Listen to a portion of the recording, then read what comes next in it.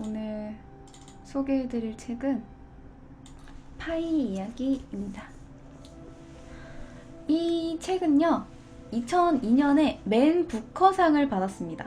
맨 부커상을 받았는데 부커상 사상 가장 많이 팔린 책이에요.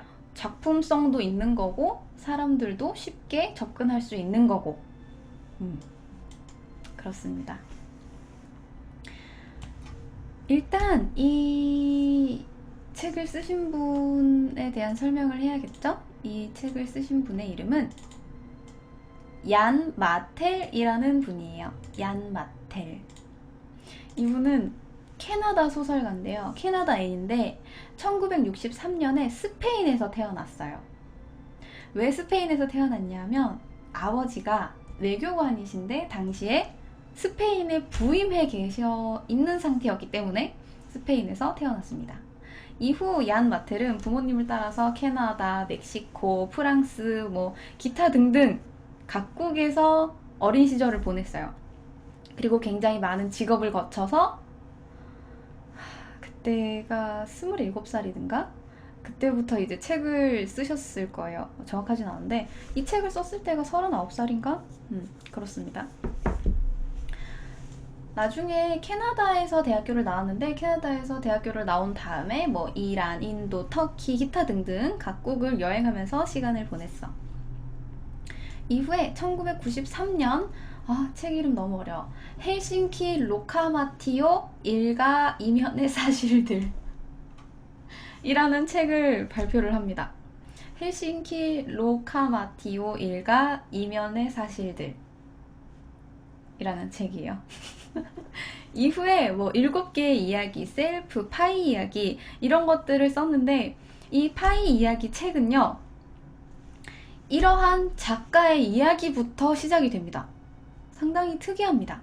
보통 다른 책은 일단 이 주인공의 이야기부터 시작을 해. 이 주인공이 어렸을 때든 극단에 치달았을 때 그 상황이든 아니면 맨 마지막에 회상을 하든 일단은 이 화자, 이 주인공의 이야기로 시작을 하는데 이 책은 굉장히 특이하게 작가 이야기로 시작을 해요. 본인의 이야기로 책이 시작이 된다고. 시작이 어떻게 되냐면 이 얀 마텔이라는 소설가가 2번째 책을 썼는데 성공하지 못했어요. 성공하지 못했을 때 그냥 훌훌 털어버리자 싶어서 인도로 넘어갑니다. 인도로 넘어가게 됐고 거기에서 한 백발의 노신사를 만나게 돼요. 그 신사가 작가라고? 자네는 신을 믿나? 라고 하면서 자네가 이 사람의 이야기를 들으면 분명 신을 믿게 될걸? 이 사람한테 연락 한번 해봐. 굉장히 재미있는 이야기를 들려줄 거야 라고 하면서 한 사람의 이름을 알려줍니다. 파텔이라는 성을 가진 사람의 이름을 알려줘요. 그렇게 파이 이야기가 시작이 됩니다. 이 책의 제목이죠. 파이 이야기. 그러면 파이라는 사람의 이야기일 거 아닙니까? 하지만 파이는 원래 이름이 파이가 아니었어요. 원래 이름은 피신 몰리토 파텔입니다. 왜 피신 몰리토 파텔이 됐을까? 굉장히 특이한데, 이름이 좀 특이한데 라고 생각을 했는데 나도 이름을 왜 이렇게 지었냐면 아버지 친구가 수영선수였대요. 근데 파리에 있는 굉장히 멋있는 수영장에 가서 되게 감명을 받았고 진짜 멋있는 수영장이다. 뭔가 아들을 여기에 데려오면 진짜 멋질 것 같다라는 이야기를 듣고 아들 이름을 피신 몰리토 수영장의 이름을 그대로 따와서 피신 몰리토 파텔이라고 이름을 지었어요. 그러니까 아버지의 친구가 갔다 왔던 수영장의 이름이 그대로 본인의 이름이 된 거예요. 그래서 이름이 피신 몰리토 파텔이 되었습니다. 근데 이름 가지고 어렸을 때 엄청 많이 놀렸단 말이야, 친구들이. 일단 이름이 피신이잖아요. 피신이다 보니까 영어로 하면 피싱, 쉬하다, 소변을 누다. 그래서 야, 피신, 너 오줌 싸고 있다며! 이런 식으로 놀리는 거야. 그러니까 너무 이제 어린 마음에 짜증이 났겠지. 본인 이름이 제대로 불리지 않고 친구들도 놀리고 선생님들도 막 피싱 피싱 이러면서 제대로 이름을 못 부르니까 너무 짜증이 났던 거야. 그래서 학기 초에 시작을 할 때 자, 다들 자기 이름 소개해보자 이러면서 선생님이 이름을 불렀어. 피신 몰리토 파텔 이러니까 이 아이가 칠판 앞으로 걸어갑니다. 원래는 자기 이렇게 딱 일어서가지고 안녕하세요 저는 뭐 이름이 무엇입니다 잘 부탁드립니다 하고 그냥 앉으면 되는데 이 아이는 일단 칠판으로 가서 이름을 적어. 내 이름은 피신 몰리토 파텔, 간단히 부르면 파이 파텔. 그러니까 동그라미 원주율 파이는 3.14 이러면서 자기 이름을 이제부터 파이라고 부르라고 그거를 수업 내내 계속 하는 거예요. 뭐 수학 선생님이 소개하라 그러면 또 내 이름은 파이야 하면서 이제 원 막 그려가지고 원주율이 3.14가 뭐 어쩌고 저쩌고 이걸 계속 적고 있는 거야.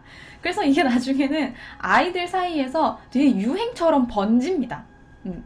그때부터 파이가 된 거예요. 본인 이름을 정한 거야. 근데 이 파이라는 이름이 가지고 있는 의미가 조금 특이합니다. 하필 원주율이야. 여러분들 원주율이잖아. 여러분들 원주율 나 그 3.14 다음에 다 외우고 있다. 손 들어보세요. 무한소수라고. 계속된다고. 비순환이에요. 똑같은 순서가 계속되지 않아요. 그게 뭐겠어? 인생은 불가해한 거야.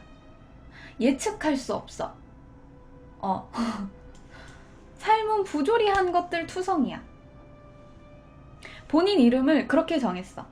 파이라고. 그런데 이 책은요, 굉장히 특이하게 100챕터로 나뉘어 있습니다. 챕터가 100개야. 하필이면 99개도 아니고 꽉 채워서 100개라고, 챕터가.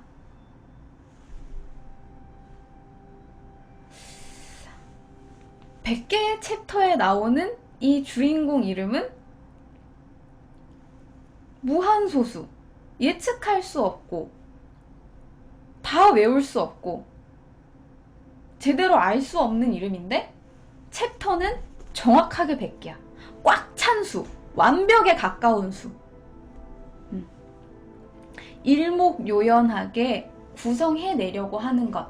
이 불가해한 것을, 이 무한소수인 이해할 수 없는 것을 일목요연하게 100개로 꽉 채워서 내용을 담아놨다고. 이건 약간 여기에 나오는 굉장히 많이 나오는 내용 중에 하나인 종교랑도 좀 비슷해요. 이해할 수 없는 걸 이해해보려고 담아놓은 거야. 종교랑도 비슷하고 예술이랑도 비슷해요. 아무튼 이름은 그렇습니다.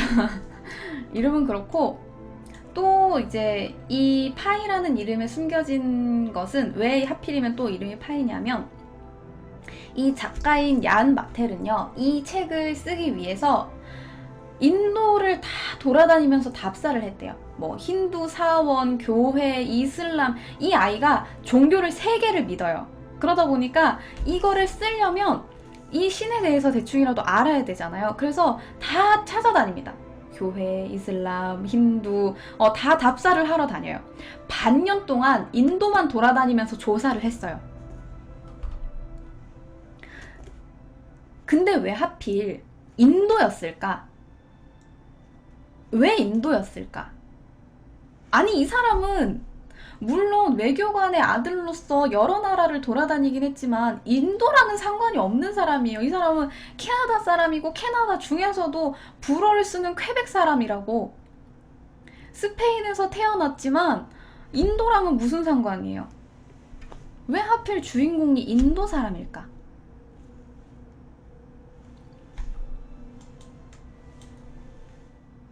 타밀나두라는 지역이 있는데 여기는 신의 언어가 수학이라고 생각을 한대요.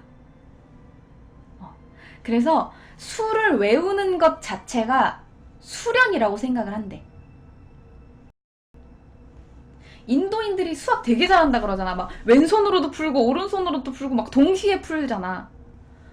신에 대한 수련이 이 수를 외우는 거라고 생각하는 곳이 있대요. 그러니까 모든 인도인이 그렇게 생각하는 건 아니지만 그런 지역이 있대요. 그 지역에서 태어나서 신을 이해하려고 노력하는 세계의 종교를 가진 아이가 바로 파이예요. 나중에 이 원에 대한 이야기도 잠깐 나오거든요. 뭐 바다의 망망대에 조난이 되어 있는 것은 원의 한 가운데에 있는 것과 같다 막 이러면서 나중에는 수학 이해가 계속 나와요. 그러니까 이 파이라는 이름은 진짜 진짜 진짜 중요한 이 모든 내용을 관통하는 핵심 포인트예요. 파이가. 네, 이해하시겠죠? 여기까지가 파이라는 이름에 대한 해석이었어요. 자, 그럼 이제 책으로 넘어가 보자. 책 이야기 잠깐 해볼까?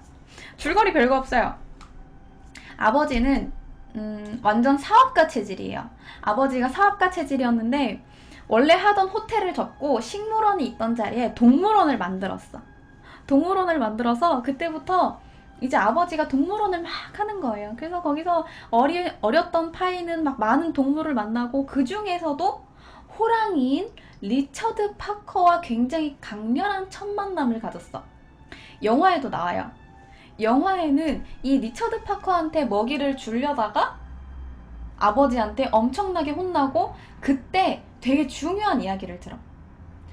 동물은 그냥 짐승일 뿐이야. 네가 그 동물의 눈에서 무언가를 봤다면 그건 네 마음이 동물의 눈에 투영된 거일 뿐이야. 동물은 그냥 짐승이야. 라는 이야기를 들어요.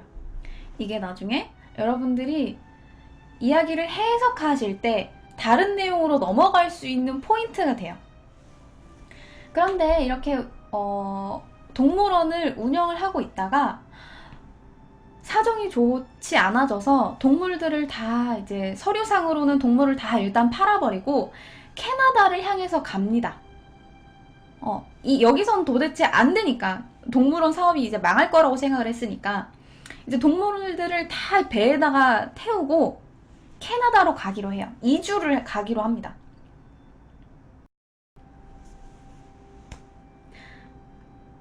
이주를 하는 과정에서 거대한 폭풍우를 만나요.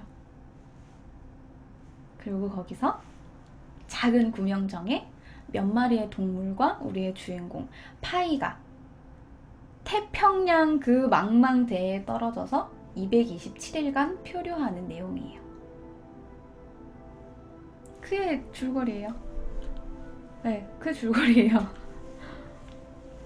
처음에 이 호랑이는요, 다른 동물과도 함께 있었지만 파이한테는 되게 공포감을 주는 존재였어.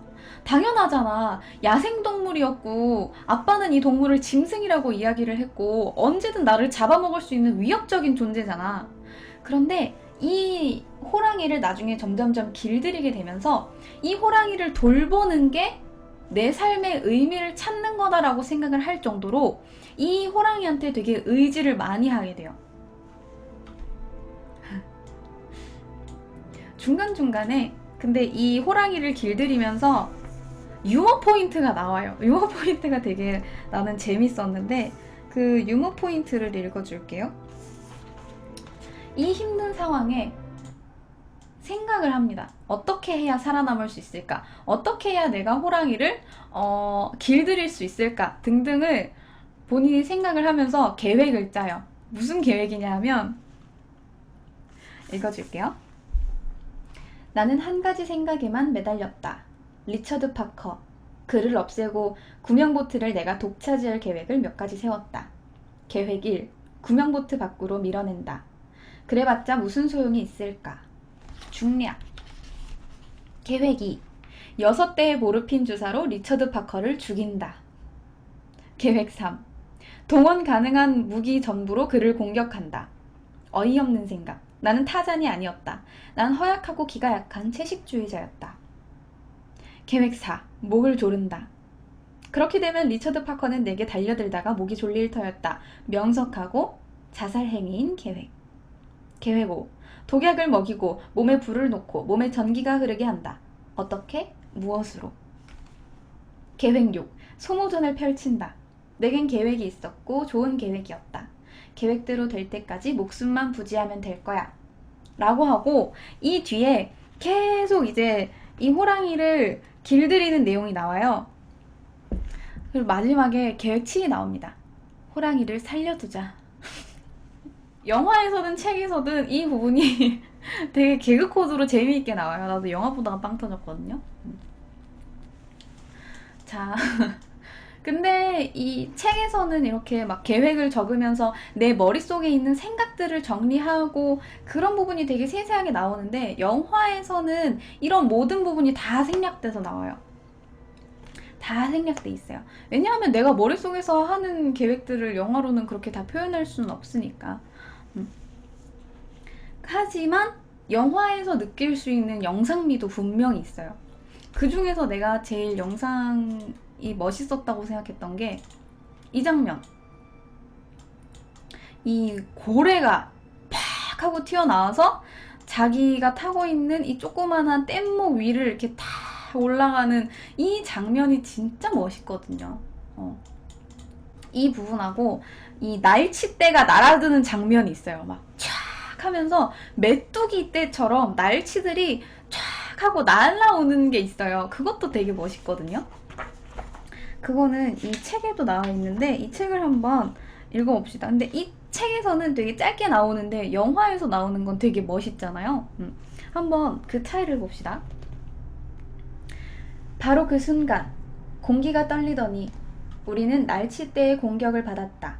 날치떼가 메뚜기 떼처럼 몰려들었다. 물고기 수만 많은 게 아니라 날개를 휘젓는 소리도 메뚜기 소리와 비슷했다.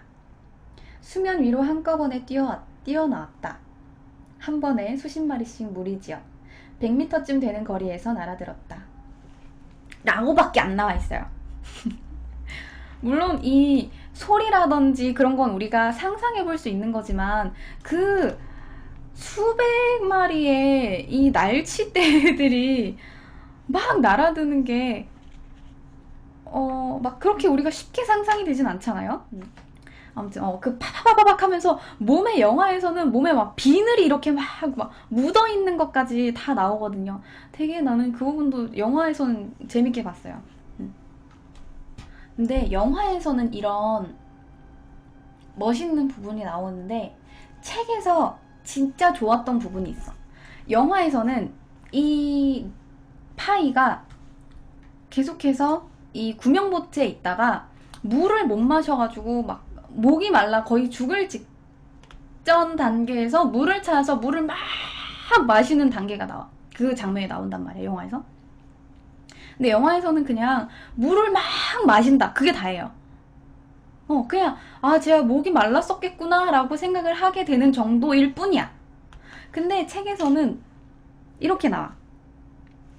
내 기분이 어땠을지는 누구나 상상할 수 있겠지만 도저히 말로 표현할 수는 없다. 탐욕스러운 목구멍으로 순수하고 선하고 아름답고 수정 같은 물이 흘러들어 온몸으로 퍼져나갔다. 그건 촉촉한 생명력이었다. 그 생명수를 마지막 한 방울까지 다 마신 후에도 깡통의 난 구멍에 남아있는 물기를 빨았다. 물을 막 마시는 게 아니야. 내 탐욕스러운 목구멍으로 순수하고 선하고 아름답고 수정 같은 물이 들어온대. 진짜 멋있지 않아요? 리필이요. 진짜 멋있지 않나요? 그 깡통에 난 구멍에 있는 물기까지 빤다는 이 표현이 진짜 나는 책에서 되게 멋있었던 것 같아요. 표현이 진짜 멋있어. 책이랑 영화에서는 확실히 다른 부분이 많아. 근데 뭐 물론 책이 더 낫다, 영화가 더 낫다라고 말할 순 없어요. 표현력에서는 책이 훨씬 더 좋은 부분이 있고 영화에서 보여주는 영상미라는 게 또 이제 따로 있잖아요. 그러다 보니까 뭐가 더 낫다라고 이야기를 할 수는 없는데 둘이 같이 보면 물론 좋죠. 근데 이 영화나 책을 보면서 내용이 둘 다 표류하는 내용이잖아요. 그러다 보니까 우리는 이 책을 읽거나 이 영화를 보면서 함께 이 아이가 표류하는 장면을 엿보거나 상상하거나 한단 말이에요. 영화에서는 이 아이가 겪는 모든 일들을 우리는 그냥 보고만 있어요.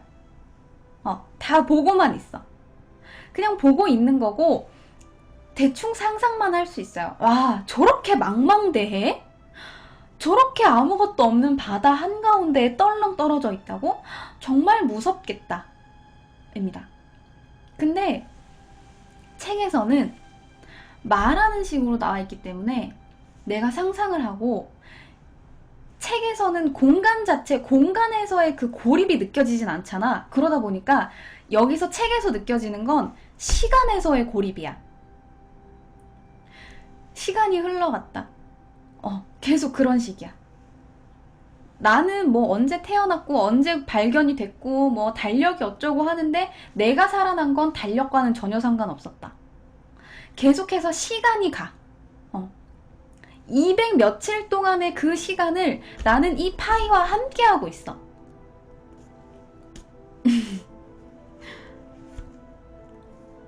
이것도 확실히 영화와 책이 다른 부분입니다. 자, 그리고 물 얘기가 나왔으니까 하는 이야기인데요. 이건 책 내용 아니에요. 영화 내용이에요. 영화에서 그렇게 나와요.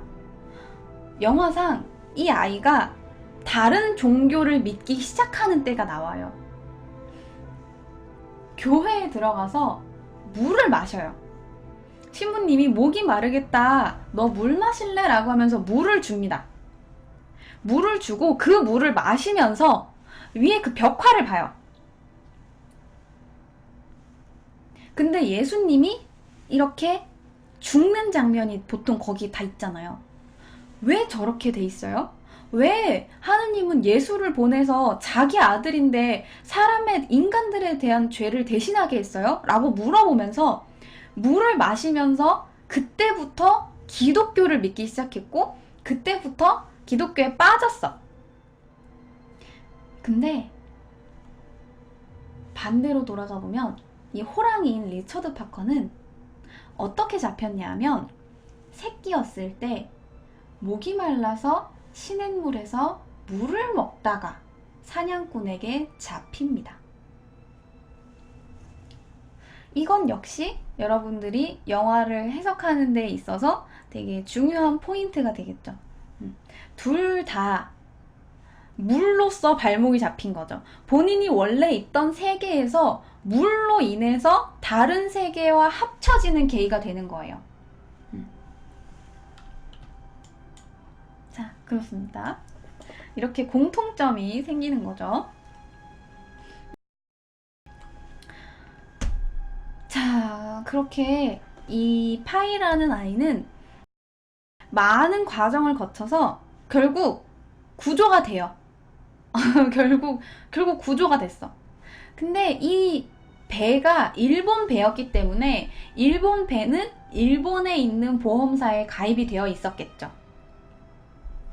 그러니까 이 배가 어떻게 침몰을 했는지, 어떻게 해서 얘는 살아났는지 생존자의 이야기를 들어야 되니까 일본인 보험사에서 이 아이를 찾아와요. 파이를 찾아와서 물어봅니다. 어떻게 살았어? 왜 배가 침몰했어? 너는 그 과정에서 뭐 했어? 넌 200일 동안 어떻게 살았니? 라고 물어봐요. 그러니까 파이가 이야기를 들려주기 시작해요. 그게 바로 이 하이에나랑 얼룩말이랑 오랑우탄이랑 호랑이랑 내가 같이 있었는데 다리를 다쳤던 얼룩말을 하이에나가 잡아먹었고 하이에나와 오랑우탄이 싸우기 시작하면서 오랑우탄이 죽었고, 내가 그 하이에나와 싸우기 시작할 때쯤 갑자기 호랑이가 확 하고 나타나서 하이에나를 죽였다. 그 호랑이와 내가 굉장히 힘들게 200일을 밀당을 하면서 버텼다.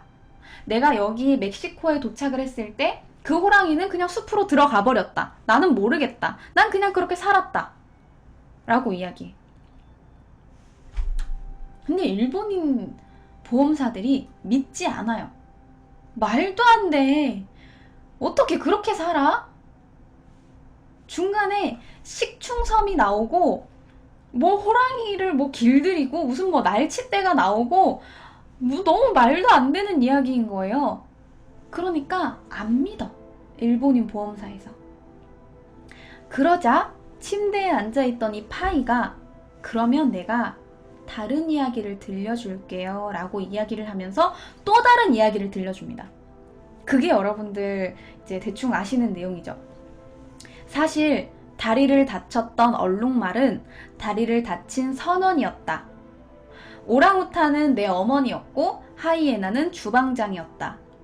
주방장은 상당히 잔인한 사람이었고, 이 선원이 다리가 다치자 이 선원 다리를 자르자고 어머니에게 이야기를 했고, 어머니와 다툼이 일어나면서 이 하이에나가 어머니까지 죽였다. 그런 이야기를 들려줍니다. 자, 그러면 여기서 나타나는 호랑이, 갑자기 이 구명 보트 밑바닥에 있다가 뜬금없이 하이에나를 죽일 때쯤에 콱 하고 나타났던 호랑이는 뭐예요? 나예요. 나예요. 내가 그 주방장을 죽였단 이야기예요. 그리고 나중에 이 식충섬에 대한 이야기가 나오는데, 식충섬에서 한 열매를 까보니까 그 안에 이빨이 들어있더라. 사실 그건 내가 식인을 했다라는 이야기의 비유법 같은 거죠. 사실 식충섬 같은 건 없었고, 나는 그동안 식인을 하면서 다른 사람들을 먹어가면서 거기서 살아남은 거다라는 이야기를 들려줍니다. 그리고 물어봐요, 파이는. 어떤 게 더 마음에 드세요?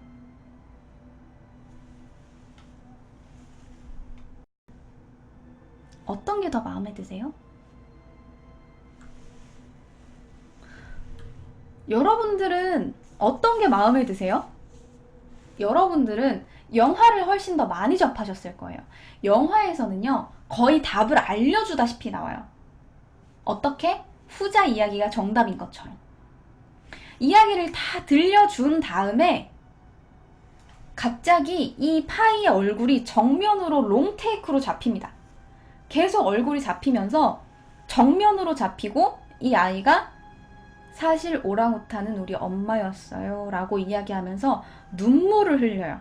그건 뭐예요? 내가 진실을 이야기하면서 너무 마음이 아팠고, 내가 이 모든 걸 감당할 수 없으니까 동물의 이야기를 지어낸 거다라는 식으로 영화에서는 거의 정답을 주어주다시피 그냥 나와요. 그거는 감독의 해석이에요. 감독이 이걸 보고 본인의 해석을 영화로 만든 거지. 근데 책은 좀 달라.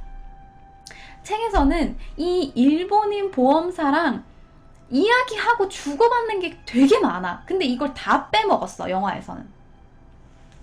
이 뒷부분은 책을 읽어야지 이해가 되는 부분이 되게 많아요. 책에서는 이 동물의 이야기를 설명을 해주기 시작해요. 너무 말도 안 된다. 무슨 오랑우탄이 바나나를 타고 여기 구명보트에 도착했다고 했는데 바나나가 어떻게 물에 뜨니? 라고 물어보니까 파이가 그래요. 지금 세면대에 물 받아서 바나나 띄워보세요. 바나나 띄우니까 물에 뜨거든요. 말도 안 돼! 이게 진짜 되네? 아니 근데 오랑우탄을 그거 타고 가려고 그러면 바나나가 엄청 많이 필요할 텐데? 그러니까 맞아요. 한 1톤 정도 있었어요. 라고 이야기하면서 이 동물 이야기에 대해서 설명을 해줘. 진짜 있었던 이야기처럼. 바나나 뜨네라고 이야기를 하는데 이 일본인 보험사들은 계속해서 믿지 않아요. 그게 어떻게 진짜야? 어떻게 동물이랑 같이 살아? 너무 말도 안 되잖아. 그러니까 또다시 물어요, 파이는. 왜 말이 안 된다고 생각하세요? 호랑이가 발견이 안 됐잖아. 너 호랑이 갔다며. 야, 그럼 멕시코 어디서 호랑이가 발견이 됐었어야 되는 거 아니냐? 우린 눈으로 본 것만 믿어 라고 이야기해. 그러니까 파이가 또 이렇게 대답합니다. 그러면 당신은 깜깜할 때는 뭘 보고 뭘 믿죠? 라고 이야기해요. 본 것만 믿는다고 한다면 어둠 속에서는 뭘 믿어요? 아무것도 믿을 수 없죠. 그리고 이 일본인 보험사가 이야기를 하다가 갑자기 분재 이야기가 나와요. 그 있잖아, 조그만한 막 소나무 같은 거, 요만한 거 키우는 거 있잖아. 되게 비싼 거. 그걸 이야기를 해요. 근데 이게 파이의 입장에서는 나는 본 적이 없는 분재가 뭔지 모르잖아. 그러니까 이 분재 이야기를 하다가 일본인 사람들이 그렇게 이야기해요. 아, 분재라는 게 있는데 이게 작은 소나무인데 라고 설명을 해. 근데 파이는 이렇게 웃습니다. 그런 게 존재한다고 어떻게 알죠? 난 그걸 본 적이 없는데? 본 것만 믿는다고 한다면 난 그걸 믿지 않겠어요. 이런 식으로 동물의 이야기 역시 진짜 있었다라는 식으로 일본인 보험사들이랑 주고받는 대화가 있어요. 근데 영화에서는 너무 다 빼먹어서 그게 너무 아쉬워. 영화에서는 바나나 한 번도 안 띄워보고 그냥 넘어갔단 말이에요. 상당히 많은 대화가 다 생략이 돼버렸어요. 자, 그렇게 이야기를 모두 다 들려줬어요. 이 작가한테. 여러분들 시작은 작가예요. 작가한테 이야기를 모두 들려줬어. 파텔이라는 사람이. 그리고 작가한테 물어. 당신은 어느 이야기가 더 좋습니까? 어느 이야기가 더 마음에 들죠? 라고 물어요. 그러니까 작가는 동물 이야기가 더 마음에 드네요 라고 이야기합니다. 둘 다 결국 결과는 같아요.